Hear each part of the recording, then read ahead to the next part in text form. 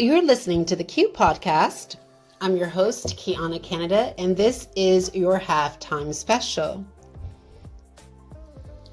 Today, this afternoon, there was a diverse chorus of voices that echoed through the streets of Belfast.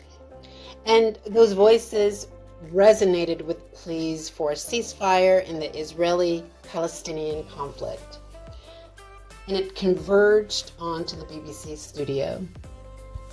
Now, amidst this call for a ceasefire, this fervor that was present this afternoon, the juxtaposition of President Joe Biden's presence on placards stung. And what it did was it underscored a collective discontent with the United States. Now, as an American citizen, I am truly saddened by this. I'm saddened to see that my president is brandished on placards and that the world is upset with him. However, in the midst of this sorrow, I was elated to see myself appear in the In Deportation's Belfast video, a moment of true introspection as an American out there asking unbiased questions, asking all the right questions. The first-hand accounts from Belfast citizens revealed a disheartening facet of the United States' involvement in the conflict. And I understand. As an American citizen, a human rights defender who staunchly opposes military field conflicts and international atrocities such as crimes against humanity, genocide, and torture, I understand. I understand the call to end this conflict.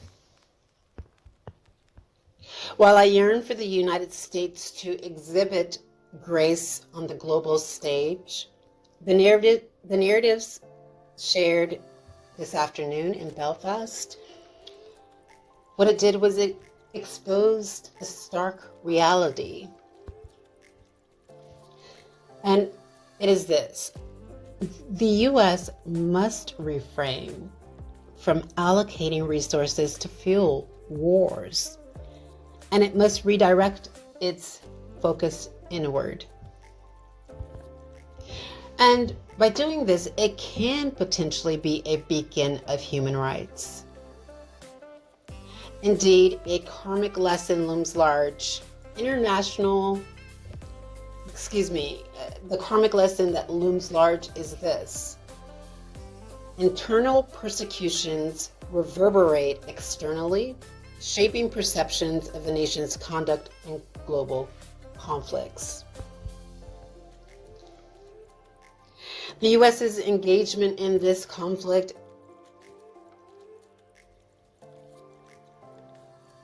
is tarnishing its reputation.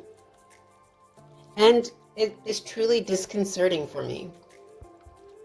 The prevailing sentiment I encountered was that of labeling the United States as a hypocrite, not an outcome of leading questions, but a natural expression from those protesting. This revelation should prompt the United States to introspect on its claim as a bastion of human rights.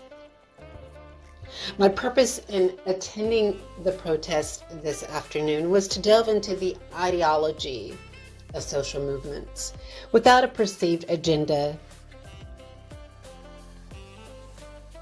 I truly wanted to know if their actions authentically reflected their beliefs. I probed the significance behind the signs, seeking to unravel the interconnectedness between personal opinions, group affiliations, and the thoughtful considerations behind their expressions. The resounding consensus among those I engaged was a strong endorsement of a ceasefire. Additionally, exploring their perspectives on their country's involvement in conflict unveiled a prevailing sentiment that any war is disgraceful, aligning with Belfast's historical solidarity with the marginalized. I truly hope that the world will eventually recognize the futility of war and violence. My experience this afternoon stands as a powerful reminder, urging us to reflect deeply and wholeheartedly and to make a commitment to upholding human rights on the global platform.